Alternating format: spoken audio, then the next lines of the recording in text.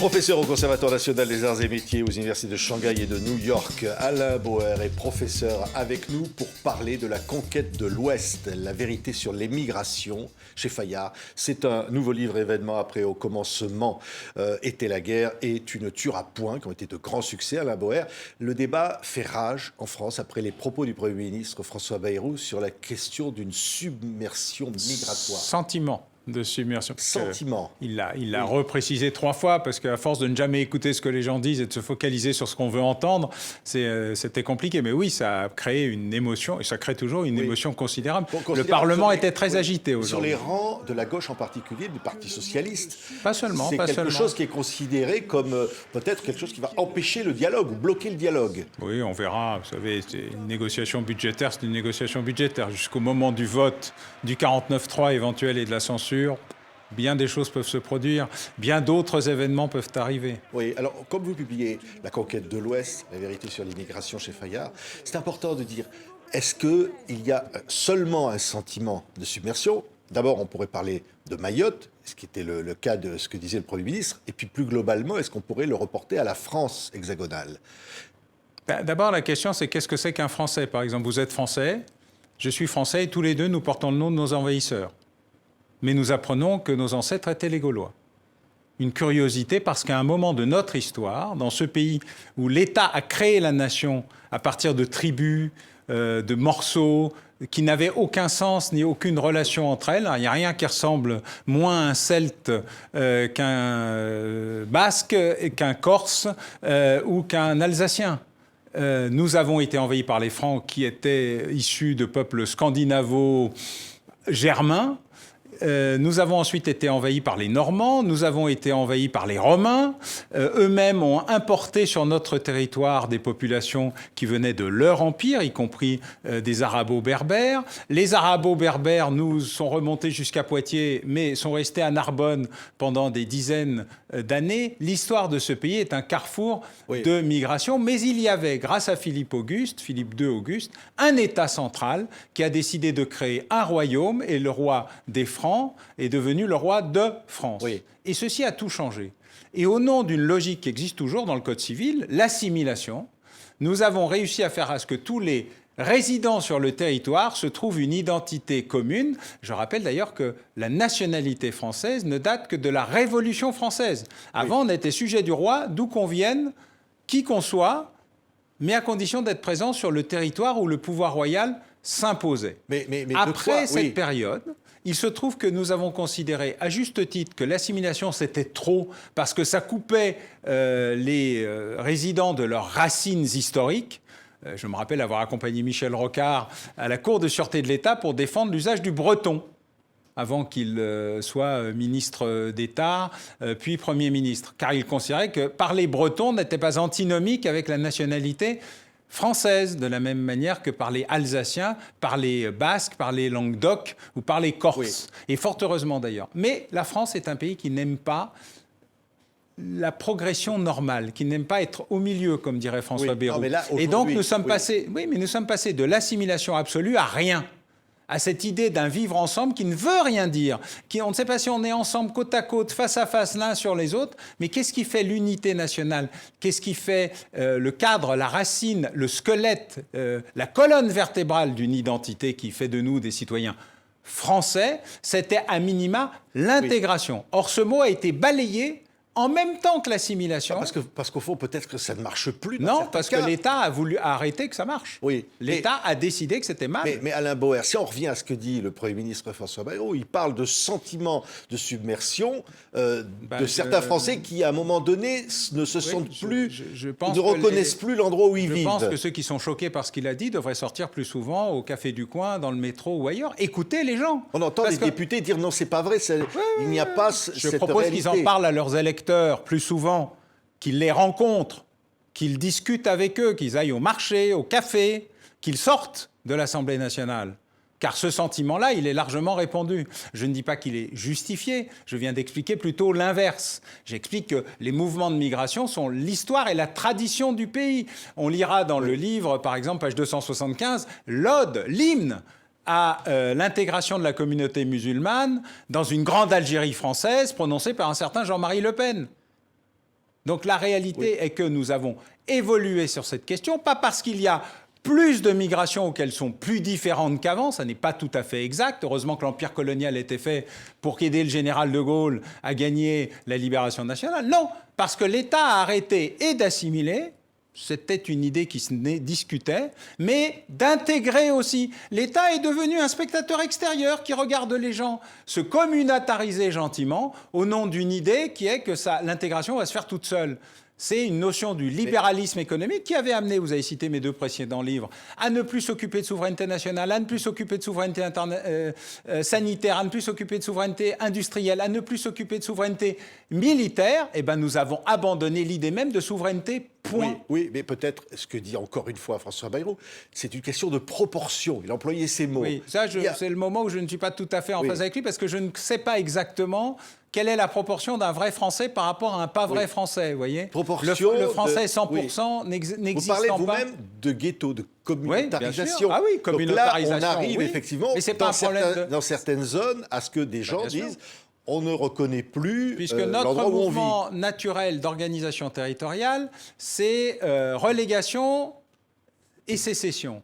Nous avons poussé des gens à ne vivre que dans des espaces territoriaux spécifiques. Toute l'organisation française des 3/4 nord-est du pays est marquée par une logique territoriale visant à pousser au nord et à l'est les populations dérangeantes et les industries polluantes, le lazaret, le ghetto et la tannerie, et au sud et à l'ouest, les endroits sympas pour bourgeois éclairés et petits nobles. C'est un choix, le vent dominant faisant la différence. C'est un choix des élites. C'est un choix des élites. C'est un choix du pouvoir royal. Oui. C'est de là où naît la banlieue, la lieu du banc. Toute notre histoire géographique, le baron Haussmann, quand il écrit à Napoléon III, il explique qu'il va expulser les populations dirigeantes du centre de Paris pour pouvoir y mettre 8 canons en batterie afin de gérer les mouvements insurrectionnels de la populace. C'est le seul pays, la France, où on a une logique urbaine qui est une logique de sécurité publique pour la défense des institutions. Donc on repousse ces populations, on les concentre, on crée des ghettos urbains et on s'étonne ensuite que le ghetto urbain devienne une nouvelle cité indépendante qui fonctionnerait non pas à côté, mais contre le cœur principal de la cité reconquis par les classes moyennes. Mais Alain Bauer, on parlait de Mayotte, qui est l'exemple qui est cité aussi par le Premier ministre François Bayrou. Et on entendait le maire de Mamoudzou, la capitale de Mayotte, disant effectivement bravo, monsieur le Premier ministre, d'avoir eu le courage de dire qu'à Mayotte, il y a cette submersion. C'est un habitant sur 2 qui est étranger à Mayotte. Ce qu'il dit est absolument vrai. Ce qui indique bien qu'il y a des lieux qui méritent une attention toute particulière. Donc fin du droit du sol à Mayotte, ça pourrait s'entendre. Mais d'abord, le droit du sol et le droit du sang ont toujours été extraordinairement compliqués à traiter depuis Napoléon jusqu'à nos jours, avec des conditions complexes. Quand la Révolution française crée la citoyenneté, elle ne demande pas la nationalité. Quand Napoléon arrive, c'est moitié droit du sol, moitié droit du sang. Et nous avons chaque fois évolué entre les deux en fonction des circonstances. Quand nous avons perdu 3 millions d'habitants, de citoyens, de jeunes hommes durant la Première Guerre mondiale, qu'est-ce que nous faisons? Nous allons chercher partout des familles entières payées pour, qui regroupent des villages entiers pour reconstituer et une force de travail et par ailleurs une force militaire. C'est d'ailleurs pour ça que ce livre est à la fois sur l'immigration et sur la démographie. Car si on coupe les deux, on ne comprend rien au sujet. Le problème aujourd'hui, il est à la fois migratoire, comment on fait pour gérer une partie importante de population issue de notre ancien empire colonial, et particulièrement la question algérienne, mais elle n'est pas la seule, et comment on fait pour gérer par ailleurs, dès que vous annoncez qu'il faut restreindre l'immigration, l'ensemble du patronat hurle à la mort en disant « Oh là là, pas toute l'immigration, on a besoin de bras, on a besoin de gens pour payer la sécurité sociale, on a besoin de gens pour payer les retraites. » Choisie, ça. Ça, c'est l'immigration de travail. Par qui? Ben oui. Mais qui est minoritaire. Et comment on fait pour les faire venir sans leur famille? C'est toute la question. La question est la même depuis 1920, pas 1974. Le regroupement familial, ça marche encore, le regroupement familial aujourd'hui? Ça marche toujours. On regroupe massivement des gens parce qu'on considère que le fait d'avoir des immigrés à durée déterminée ne fonctionne plus. D'abord parce qu'on n'a pas compris ce qu'était la crise économique et la réorganisation économique. On n'a pas compris ce qu'Elon Musk dit en disant à Donald Trump « Oui, d'accord, virez tous les immigrés. » Non, pas tous. Parce que nous, on veut garder ceux de la tech. Vous pouvez virer les autres. Et donc, ce sujet-là devient immédiatement plus compliqué. Par quoi on a commencé? Madame Saunier-Séité, elle a commencé par virer les étudiants étrangers, ce qui était l'immigration choisie d'aujourd'hui. Parce qu'on fait tout toujours à l'envers. On n'apprend jamais rien de nos erreurs. Nous sommes à la fois amnésiques et répétitifs. Oui, mais par exemple, vous citez l'Algérie. Les accords plus favorables à l'Algérie pour les mouvements de population. Bien sûr. Qui sont mais vous savez pourquoi ils avaient sur la sellette aujourd'hui. Vous savez pourquoi ils ont dont été signés. on entend le ministre de l'Intérieur dire qu'il faut les remettre en question. Il a parfaitement raison. Avec mais notamment l'affaire de Boualem Sansal, qui est enfermé en ce moment en Algérie. Boualem Sansal, c'est une affaire qui vise à ce qu'un de nos ressortissants soit libéré. L'affaire qui a commencé ça, c'est quand nous avons expulsé un ressortissant algérien, vindicatif et dangereux, que les Algériens ont refusé de recevoir chez eux, alors même qu'il n'y avait aucun doute sur son identité. La question qui est posée, c'est qu'en 1968, comme l'explique très bien l'ambassadeur Driancourt, nous avons signé une convention plus favorable vis-à-vis des Algériens que les autres. Pourquoi ? Parce que l'Algérie était un département français. Même erreur que nous avons commis à Mayotte, en transformant ce territoire en département, sans prendre en considération ce qui allait se passer dans les 3 autres îles des Comores, qui, elles, avaient choisi l'indépendance, ce qui était leur choix, mais en acceptant qu'un morceau des Comores reste français, alors que les 3 autres morceaux, majoritairement, avaient choisi de devenir indépendants, nous avons créé les conditions de ce drame, complété par la transformation en département français de Mayotte sous l'égide du Premier ministre Jospin. Nous créons les conditions des propres problèmes que nous essayons de traiter. Les mêmes qui nous expliquaient la décolonisation. L'Algérie, ça commence à faire quelques dizaines d'années. Et alors, maintenant, l'accord de 62 était encore plus favorable que l'accord de 68. Mais pourquoi ? Qu'aujourd'hui, parce qu'on pensait que les pieds noirs allaient rester en Algérie et qu'il fallait faciliter leur transit vers la France, que les Algériens étaient tous des nationaux. Pas seulement une partie de ceux qui étaient passés sous le décret Crémieux. Il faut se rappeler que chaque fois, nous avons créé les conditions d'une déflagration, que nous avons allumé la mèche, que la mèche a brûlé, que le truc nous a explosé à la figure et que nous nous sommes étonnés que ça ait explosé. Mais alors, on entend le ministre de l'Intérieur, Retailleau notamment, dire il faut supprimer l'AME, il faut remettre en question un certain nombre de prestations sociales, de droits sociaux, les délais pour les obtenir, un certain nombre de choses. Est-ce que ça peut inciter, ça peut supprimer du moins l'incitation à venir ? Diplomatique avec un autre pays nécessite la réciprocité. Notre relation avec l'Algérie est à sens unique au nom d'un pseudo-remords colonial que nous traînons derrière nous vis-à-vis de l'Algérie en tant qu'État, vis-à-vis des Algériens en tant que citoyens, vis-à-vis des binationaux présents sur notre territoire et vis-à-vis des descendants de l'immigration algérienne devenus français, dont on considère que nous aurions encore à nous réexcuser d'une histoire longue et douloureuse où nous ne sommes peut-être pas extraordinairement bien comportés, mais dont il va falloir sortir. La relation avec l'Algérie doit devenir une relation entre adultes et pas simplement entre pauvres pénitents qui continuent à nous excuser d'un comportement... Ça, c'est un message au gouvernement algérien que vous lancez ? Aux deux, le gouvernement français participe, jusqu'à Bruno Retailleau et un peu Manuel Valls antérieurement, qui a une seule fois dit « Bon, on va arrêter de s'excuser, le moment est venu d'avoir une relation adulte, entre adultes. » Personne.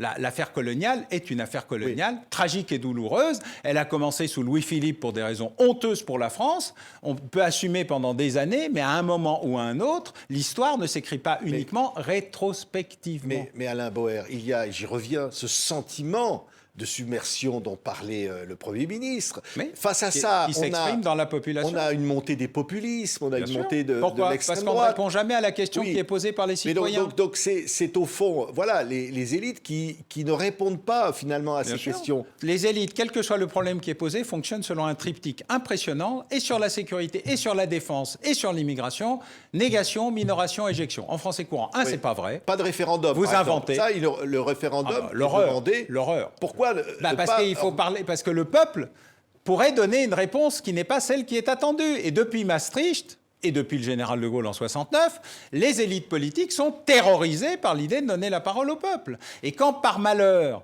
ils donnent une réponse inattendue, le général de Gaulle, lui, décide d'entendre la voix du peuple et se retire.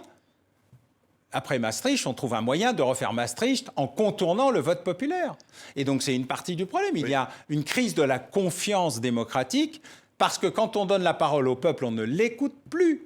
Et cette crise-là, elle est au cœur de toutes les problématiques. Mais là, comme je le disais, la problématique négation, c'est pas vrai, minoration, c'est pas aussi grave, éjection, c'est pas mon problème, ou faut s'adresser à Bruxelles ou ailleurs, sont des éléments qui sont inaudibles et incompréhensibles par un citoyen normal qui demande une réponse. Et la réponse, elle peut être compliquée et complexe parce qu'il faut faire confiance à la capacité des gens à écouter et entendre ce qu'on leur dit. Pour l'instant, on les méprise en considérant qu'ils ne peuvent pas comprendre. Mais on a encore cette phrase du ministre de l'Intérieur s'opposant à son ministre de l'Économie, lui disant la France a toujours été une terre d'immigration, et le ministre de l'Intérieur Retailleau disant non, aujourd'hui l'immigration n'est plus une chance pour la France.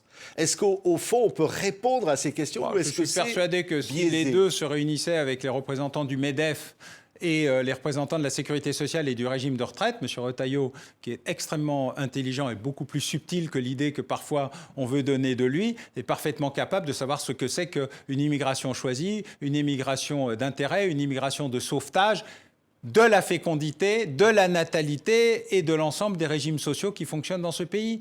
Parce que nous n'allons pas finir comme un petit peuple consanguin qui va disparaître par absence de... Nous venons d'atteindre le plus bas du taux de fécondité nationale, à la fois pour ceux qui français nés de Français, mais aussi pour ceux qui sont français nés de au moins un parent étranger, car tous les taux de fécondité s'effondrent en Europe et en Occident, et que la France, qui était le bon élève de la classe, est en train de rejoindre le clan des mauvais élèves. Cette question ne peut pas être déconnectée de la question migratoire. C'est ce que j'essaye d'expliquer longuement en disant on ne peut pas parler d'un côté de la fécondité et de la démographie et de l'autre de l'immigration. On doit mettre tout sur la table. Et en mettant tout sur la table, on est capable probablement de trouver un accord intelligent pour réguler les flux, faire de l'immigration choisie, mais surtout refaire de l'intégration, qui est le travail essentiel de l'État, parce que c'est l'État qui a créé la nation, c'est son rôle. C'est un acteur et pas un spectateur. Mais vous avez Giorgia Meloni en Italie, vous avez Donald Trump aux États-Unis. Voilà, Donald Trump, vous en parlez dans ce livre, Alain Boer. Et là, on a vu avec la Colombie, on a vu, voilà, cette politique-là. On verra combien des 13 millions d'immigrés illégaux qui correspondent à 5% du PIB américain permettent l'essor démographique des États-Unis, qui a le même problème avec ses résidents que nous, c'est-à-dire un taux de fécondité totalement inexistant et une évolution démographique qui ne fonctionne qu'avec les immigrés ou les descendants d'immigrés de première génération. On va voir ce qu'il en dit. Elon Musk, les patrons de la tech et les autres, le business américain a immédiatement expliqué qu'on n'allait pas expulser tout le monde. Les méchants, les délinquants, les criminels, aucun problème. Tout ça va représenter entre 100 et 150 000 personnes. Je vous fais le pari que l'année prochaine, à la même époque, il y aura toujours 13 millions d'immigrés illégaux aux États-Unis. Oui, mais il y a cette nécessité économique. Et puis, il y a les ghettos, vous en avez parlé. Bien sûr. Puis, il y a la banlieue. Et puis, il y a tous les problèmes que les Français dénoncent aujourd'hui. Mais ils ont raison. Une certaine partie, une certaine proportion.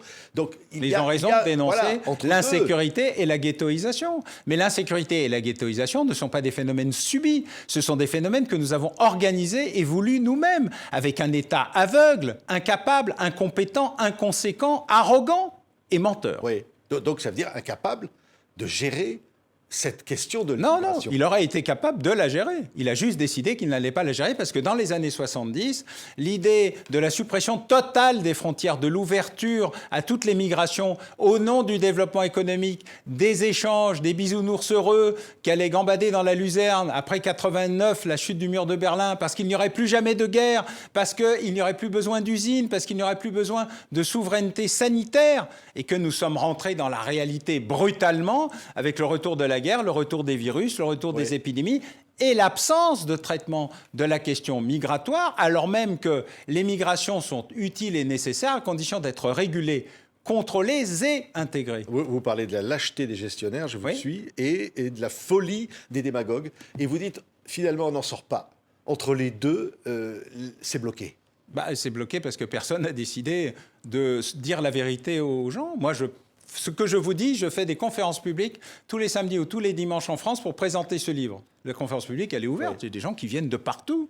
Je leur dis, mais moi, je ne suis pas en posture, je ne viens pas vous donner une vérité contre celle des autres, je vous donne des éléments pour vous faire votre propre opinion. Maintenant, on va discuter de tout ce qui vous agace. Mais la relation avec les gens, elle est extrêmement agréable. À partir du moment où vous répondez aux questions qu'ils vous posent, c'est quand même bien plus facile que de ne jamais répondre à aucune question, parce que, soi-disant, nous saurions tout à Paris et que le reste du territoire n'existerait pas. C'est ça le problème. Les politiques ne sont pas idiots.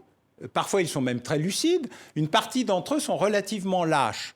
Et moi, je dois rendre hommage, je dois le dire, à ceux qui disent des choses, même avec lesquelles je suis en total désaccord, parce qu'ils ont le courage de leurs opinions. C'est pour ça que j'ai beaucoup de respect pour ce qu'a dit François Bayrou, j'ai beaucoup de respect pour ce que dit Bruno Retailleau. Je ne partage pas tout, mais au moins, je suis content qu'il le dise. Beaucoup de respect pour Manuel Valls. Alors, c'est un ami d'enfance, donc je dois dire que je suis un peu biaisé, il faut reconnaître, mais... Sur la réalité, il a dit des choses à des moments où il était agonie d'injures, et d'ailleurs ça dure un peu encore, alors même qu'on peut reprendre ce qu'il disait et le revisiter aujourd'hui et se rendre compte à quel point il avait été lucide et parfois courageux. Oui, à la toute fin de ce livre, Alain Boer, La conquête de l'Ouest, la vérité sur les migrations chez Fayard, qui est déjà un best-seller, hein, vous citez le texte du chant des partisans. Oui. Parce que moi, je crois à la capacité de vigilance, de résilience, mais de résistance. C'était la chanson des résistants de la Seconde Guerre mondiale. Vous savez qui ils étaient? Des gens de gauche et de droite, d'extrême gauche et d'extrême droite, des tirailleurs sénégalais, des agents maghrébins qui avaient permis la reconquête de l'Empire, des gouverneurs noirs et mulâtres qui avaient permis au général de Gaulle de retrouver une capacité à exister, à résister, y compris à ses propres alliés, qui voulaient faire de la France un petit protectorat sympathique. Oui, je trouve que le chant des partisans, ça correspond bien à une France debout, qui se retrouve, qui intègre, qui accepte, qui prend sa diversité en tant qu'élément majeur de son existence et qui montre qu'après tout, c'est quand même les citoyens qui doivent avoir le dernier mot. Mais quand même, Alain Boer, c'est qui aujourd'hui, quand il dit dans la chanson « Ami, entends-tu le vol noir des corbeaux sur nos plaines ?» Tous ceux dont nous venons de parler. Qui sont les corbeaux noirs? Partout. Le corbeau de la perte de la fécondité, le corbeau de la guerre qui s'approche, le corbeau des techs qui décident qu'ils vont faire de la politique à la place des citoyens, le corbeau des algorithmes qui créent des trolls et la ragosphère, tout ce que l'État ne traite plus. Avant, l'État était notre protecteur. Le contrat que nous avons avec l'État en France, c'est qu'il nous protège. Il protège l'institution, c'est normal. Il protège les frontières, de moins en moins. Il protège la monnaie, on a oublié. Et il protège le citoyen. Je voudrais rappeler à l'État ses obligations de lutte contre les corbeaux. Il y a un chapitre dans le bouquin qui s'appelle « Une seule race humaine ». Oui. Il n'y en a pas 36 000. Oui. Hein. C'est génétique. C'est une réalité dans les têtes quand on parle de race humaine. Mais c'est pour ça qu'il faut leur expliquer. C'est pour ça que le rôle est pédagogique. Ce livre est un ouvrage pédagogique qui n'affirme rien et qui propose de tout vérifier. Tout vérifier, tout contrôler. C'est pour ça qu'il est plein de sources, de références, et que j'invite tous ceux qui vont le lire et tous ceux qui vont venir aux conférences des prochains week-ends à venir discuter, dialoguer, poser des questions, parce qu'ils ont une grande chance d'avoir des réponses. Merci Alain Boer. La conquête de l'Ouest, la vérité sur l'immigration est publiée chez Fayard. Et vous l'avez dit, c'est 500 pages. Merci beaucoup Alain Boer d'avoir été avec nous. Merci.